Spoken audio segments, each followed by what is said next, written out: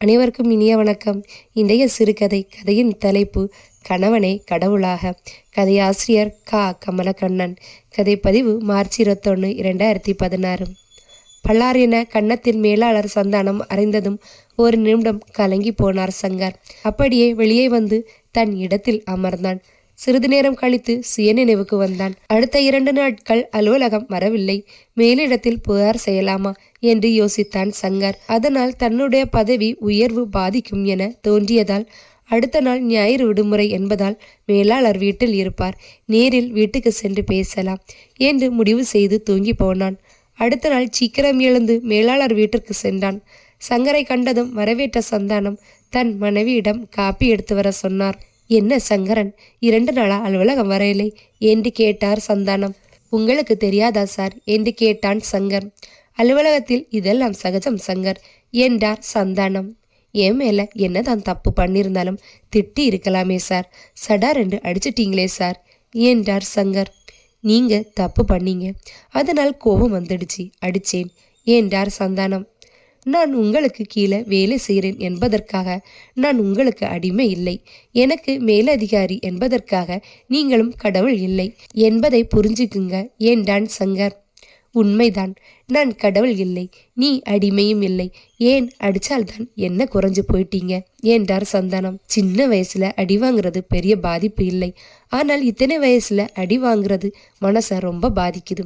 அதை சொன்னா புரியாது, அனுபவிச்சாதான் தெரியும் மனசு எவ்வளோ வலிக்கும்னு அப்பதான் தெரியும் என்று ஆவேசமாக சொன்னான் சங்கரம். ஓஹோ அப்படியா, நீங்க சொன்னது எல்லாம் உண்மைதான். உங்களுக்கு மட்டும்தான் வலிக்குமா, மற்றவங்களுக்கு வலிக்காதா என்றார் சந்தானம். என்ன சொல்றீங்க என்றார் சங்கர். உங்களுக்கு மட்டும்தான் வலிக்கும், மற்றவங்களுக்கு வலிக்காது அப்படிதானே என்று கேட்டார் சந்தானம். புரியல சார் என்றார் சங்கர். உங்களுக்கு அடிபட்டது மட்டுமல்ல, மனசும் வலிக்கும். நீங்கள் கை நீட்டி அடிக்கும்போது உங்கள் மனைவிக்கு வலிக்காது என்று கேட்டார் சந்தானம். சார் சார் என்று தடதடவென்று உளறினார் சங்கர். உங்களுக்கு இப்ப இருப்பது மாதிரி தானே அவங்களுக்கும் இருந்திருக்கும். ஒரு தடவை அடிச்சதுக்கே உங்களுக்கு இப்படி இருக்கே, நீங்க எத்தனை தடவை அடிச்சிருப்பீங்க, எப்படி எல்லாம் கஷ்டப்பட்டிருப்பாங்க. சாதாரணமாக கன்னத்தில் அடித்ததற்கே 2 நாள் அலுவலகம் வரையலாம், ஆனா உங்க மனைவியே ரத்தம் வர மாதிரி எல்லாம் அடிச்சிருக்கீங்க என்று சொன்னார் சந்தானம். சார் சார் என்று மீண்டும் உளறினான். வீட்டு வேலை செய்யும்போது அடிபட்ட இடம் எப்படி வலித்திருக்கும், அதையெல்லாம் பொறுத்து கொண்டு உங்களுக்கு சாப்பாடு உடைகள் என்று எதையும் விடாமல் செய்து உங்களை பார்த்துக்காங்களே, அது எவ்வளோ பெரிய கஷ்டம்னு புரியுதா.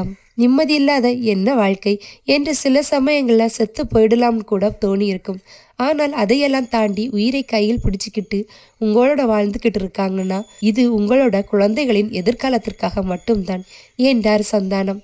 என்ன மன்னிச்சிடுங்க சார், கை நீட்டி அடிக்கிறது எவ்வளோ பெரிய தப்புன்னு புரிஞ்சுக்கிட்டேன், இனிமே அடிக்க மாட்டேன் என்று சொன்னார் சங்கர். அப்போது காப்பி எடுத்து வந்த சந்தானத்தின் மனைவி வினோதினி காப்பி கொடுத்து விட்டு அருகே அமர்ந்தார். சங்கர் சார், உங்க சாருக்கு இது போலவே கோபம் வந்து அடிச்சிடுவார்.